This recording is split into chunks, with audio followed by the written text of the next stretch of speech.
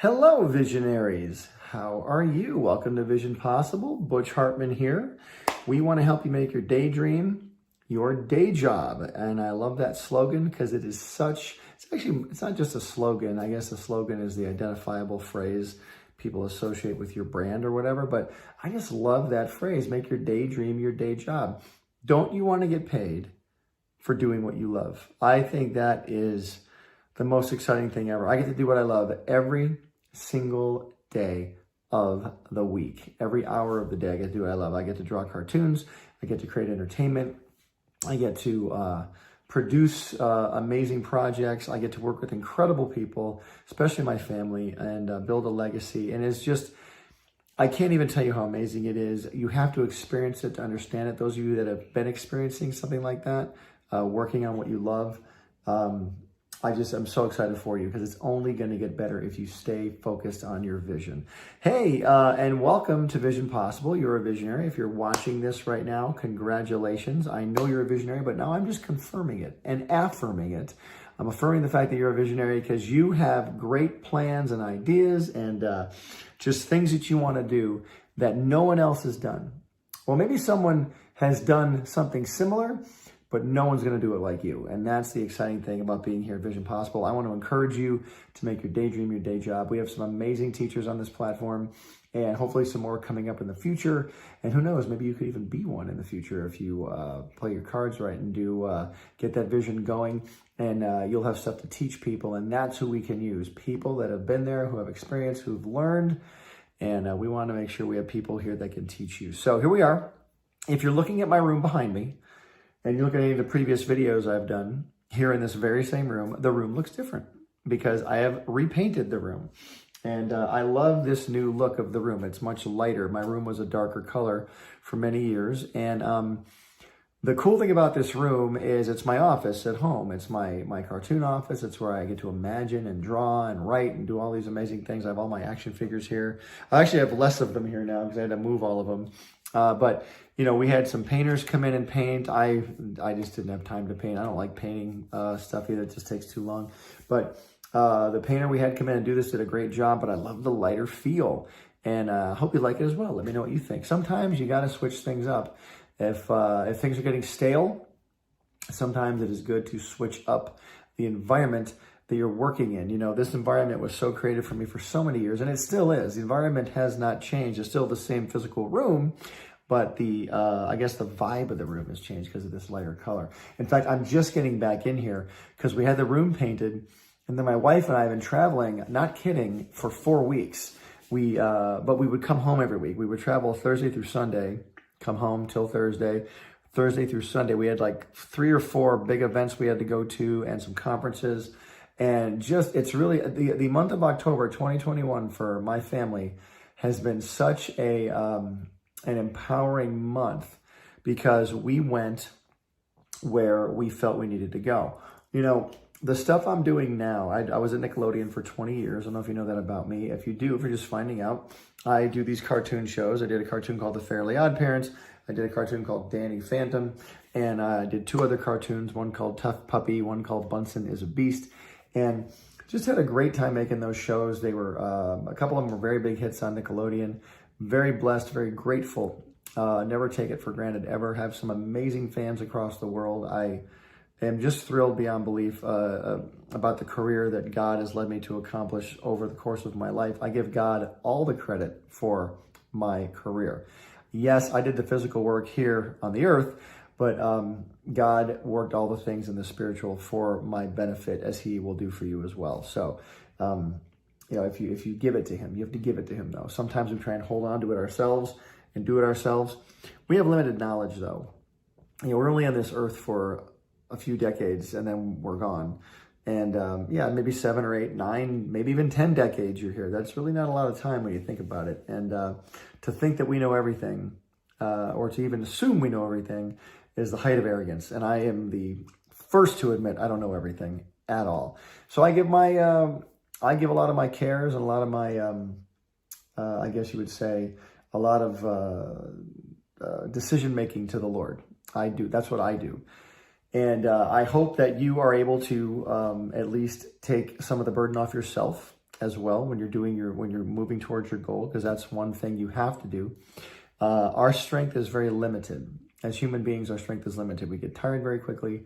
We get hungry. We get cranky. We are very mortal in our mortal bodies. And so we really need a lot of stuff to strengthen us. So my relationship with Jesus strengthens me. Anyway, so today's video, I said all that to say, today's video is all about knowing that your vision is not for you only. Let that sink in. Your vision is not just for you. It's for the world. You know, we want to do things for ourselves. At first, we start off that way, like I want to get a better job, so I'm going to do this class, or I'm going to go to this college, or I'm going to take this learning program, I'm going to take this course so I can get better at my job, so I can enhance my life, make more money, enhance my family's life. Yes, absolutely. But in the long run, in the scheme of things, if you really break it down, the effort we're putting into our vision, the amount of time spent on doing and working and sacrificing of your time, all of that stuff, all of it's leaving a legacy for your family. Your vision is not just for you. Yeah, could you maybe buy a nice car with the extra money you make? Sure. Could you maybe take that extra trip? Sure. I've taken a lot of trips. I'll tell you, I've taken a lot of trips. And those trips, many of them are very forgettable. Some of them are more memorable, but really the memorable parts of them, there's only parts of them that are memorable. And then you're trying to go on the next trip to relive the excitement of that trip, you know? But the things that mean most to me are spending time with my family, even if it's just sitting around the house, all talking, just that sort of thing. Those are the memories you're building. You're teaching your children, you're teaching those that come after you, how you got to where you are, how you achieved your vision, and how they can achieve it too. You know, I come from a family where they were wonderful people, they meant well, but a lot of them were very blocked in many ways from achieving their vision. There were circumstances in life that came up. There were things that happened against their will. You know, there were a lot of moments where had other decisions been made, things could have gone a different way. I just saw a lot of people around me as I grew up not get to where I know they wanted to be.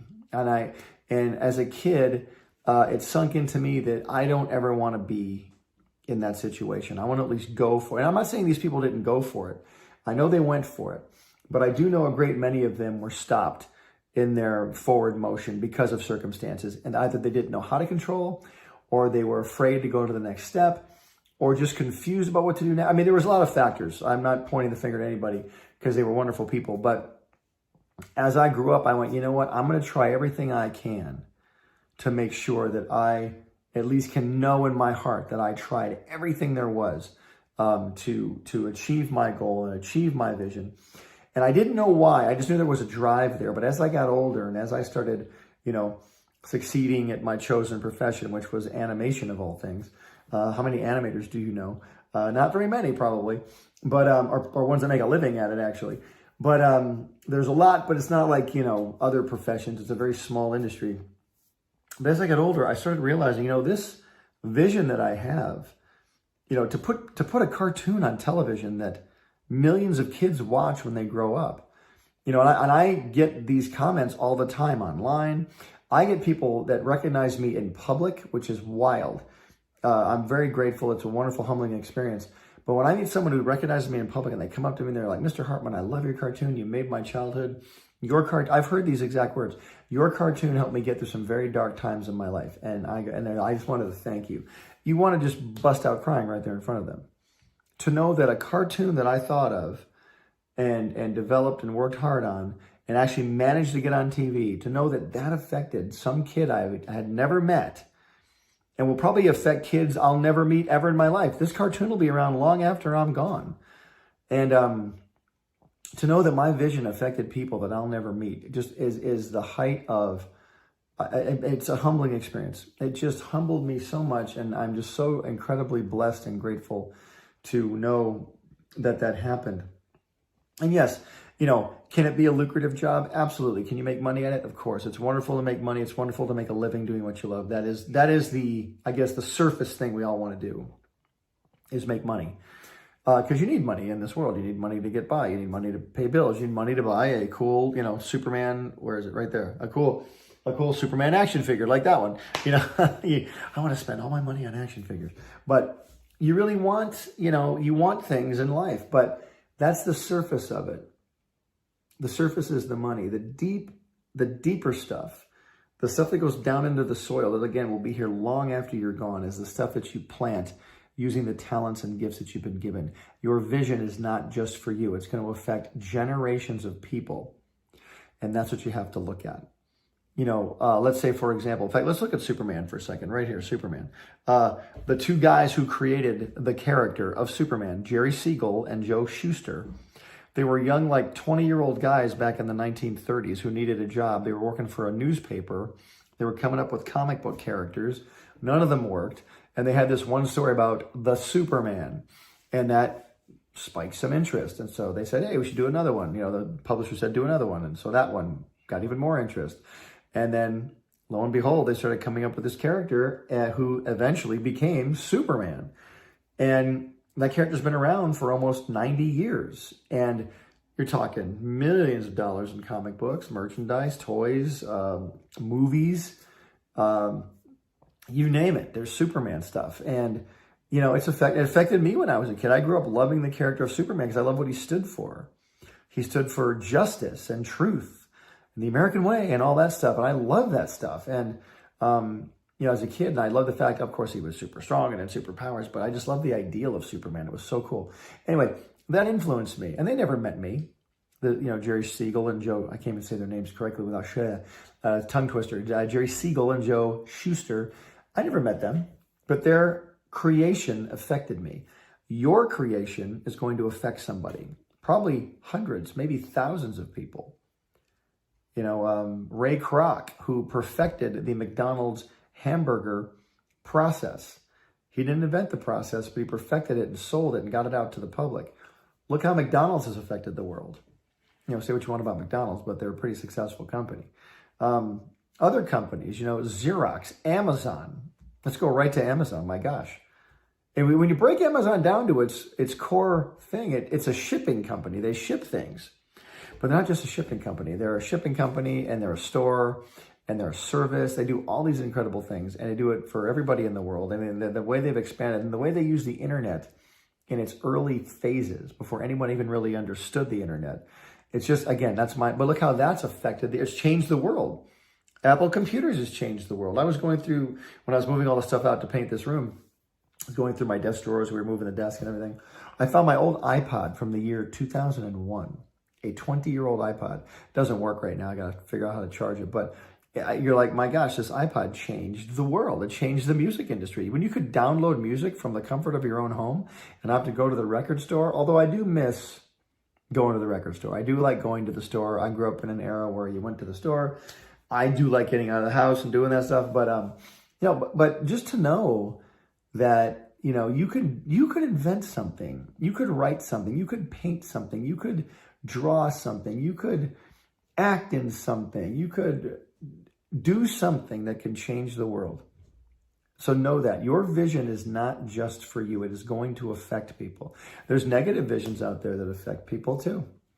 Look at every bad guy in the world, every bad person that's ever lived, who's documented through history. The bad things they did, they thought they were right, and they did horrible things, and that affected the world. Their vision affected the world. So, having a good vision like the one you have can affect the world. And yes, it's probably going to start small. The Bible says, do not despise the small beginnings. Everything starts with a seed. Everything starts with a seed. Your vision starts with a seed, but it's going to grow. And the thing about a seed that's cool is you plant that seed, and the one teeny little seed eventually grows a tree full of fruit that has hundreds and thousands of seeds. You know what I mean? And so those seeds are going to then distribute more seed everywhere else, and it's just going to grow and grow and grow. Your idea has the potential of a seed to grow and grow and grow and continue to produce. But it's not going to do any of that unless you believe in your idea enough to begin to plant the seed. And will negative things happen? Absolutely. What I mean by that is, will you get a couple of people saying no to your idea? Absolutely. But will people say yes to? Sure will. Sylvester Stallone, for example, when he wrote the movie Rocky, he had this vision in his heart, writing a movie. He wrote a movie about a boxer, underdog, called it Rocky. He lived here in California near Balboa Park. He called his character Rocky Balboa, and couldn't sell the movie anywhere. Couldn't sell it to anybody. Couldn't save it to save his life. Couldn't sell it to save his life. But he kept at it. He got people saying no, people saying no, people saying no. Then finally, someone said yes. And then they wanted him to have another actor play Rocky. They were looking at like Burt Reynolds or like Ryan O'Neal or people like that back in the 70s. And Stallone even held on tight enough. He said, no, I'm playing this character. And he was a nobody actor. He wasn't a star of anything. No one had ever heard of his career ever before. But he hung in there. And not only did he believe in his vision enough to sell the movie, he got to play the lead part. And then that movie won Best Picture that year. And he was even nominated for an Oscar that year. And then look at the Rocky franchise. I mean, since 1976, what is that, 45 years? 45 years of Rocky movies, and it's still going strong. There's really no end in sight for Rocky still. They're making spin-offs of Rocky called Creed, and all that. Stallone has just been doing amazing since then because he wouldn't say no, and his vision wasn't just for him. It was for other people too. Look at all the people that were employed as a result of that dream of his. He was able to make all these movies that employed people. Inspiring. I know he inspired boxers all around the world. That movie Rocky, you can't watch that movie without getting inspired. Even if you're not a boxer, it inspires you to just go the distance and win. So your vision can have that same potential, whatever it is you want to do. And I'm just trying to get it through to you that, you might be sitting there discouraged, working on your idea one day, and no one's singing your praises, no one's calling you, no one's telling you how great it is. But you know what? Maybe your heart's telling you how great it is. Maybe there's a belief there that you know how good this idea is, and you need to just figure out a way to get it out there. And successful people don't ever say, can't do it. They say, what's another way we can do it? What's a different way we can do this? You need to think of yourself as an uncommon person.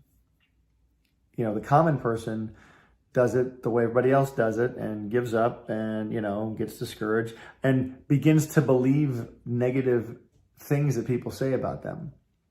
You cannot let negative people influence your vision. If I allowed negative people to influence my vision, I would have had no vision at all. I would never have let, I go and sell a cartoon about two fairy godparents, about a little boy named Timmy who can have any wish that he wants. And I call it the Fairly Odd Parents. And I believed in that. I sure did. I believed in it so much. I was the only one that worked on it for a few years. Then I was able to hire a couple, and then I had Nickelodeon believing in it, and they gave me a couple more to do, a couple more. I was able to hire one or two more people, and eventually they bought it as a series, and I got to hire a whole staff. And there was a lot of competition at that time when I sold my show, and the competition was a bunch of other guys and girls trying to sell cartoons, and I was in the mix, and I just believed in my show, kept going. I wouldn't take no for an answer, and just built relationships, made the show as good as possible. Because I knew the show had to, here's the thing too about your vision. I knew that show had to speak and get the point across even when I wasn't in the room. I knew that when I had to pitch that idea, if I was there pitching the idea, it had a pretty good chance of getting the point across. Here's what the show's about. It's about a kid named Timmy with two fairy godparents. They grant us every wish. Here's the show. But I knew that I wouldn't be in every room all the time. My idea had to work even when I wasn't there. Your idea has to work even when you're not there. Steve Jobs isn't in the home of everyone who has an iPhone. The iPhone has to work whether he's there or not. Your idea has to be so clear and so strong that it can work without you even being in the room. That's another aspect we'll talk about in another video. But you got to believe in that idea. You have to know that your vision is for someone other than you. Yes, it's for you to start with, but keep in mind, again, you can get that vision to get it so strong, get it into the right hands, and just know it's going to live on for years, decades. I mean, what's exciting right now with Fairly Odd Parents, my show Fairly Odd Parents was a cartoon for the first 20 years. But now they're trying to get into a live action television series. It's going to be on Paramount Plus, and it's going to premiere in March of 2022. So now it's got a whole new life, and That really wasn't even in the cards when I was doing my cartoon years ago. I just wanted to make a cartoon. Now it's living on in a second life, and it's so exciting to see. And maybe eventually in these videos I can share a bit of that show with you. I'll have to get permission, of course, but I can't wait for you to see it. It's so exciting to see your vision go from one level to another level. And I just can't wait for you guys to experience that. But in order to experience it, just hang in there. Keep moving forward. You know, not every day has got to be a day where you're going 100 miles an hour, but you can't stop. You got to keep that momentum going. The word is momentum. Say the word momentum. That's what you need, is momentum. Okay? All right, remember, your vision's not just for you. It's for people you're never going to meet. That's what it's for. All right, guys, thanks so much for watching. And I'm just thrilled, again, to be here on Vision Possible. You know, don't forget to subscribe to the channel and to give us a like and share these videos. We want as many people to get inspired as possible. We have some great teaching here on the platform. We want to share it with as many folks as possible, including you. So don't forget, the dream is free. Oh, wait, no, that's my other slogan. But don't forget, we want to make your daydream your day job. And we are just so excited you're joining us here. And we'll see you on the next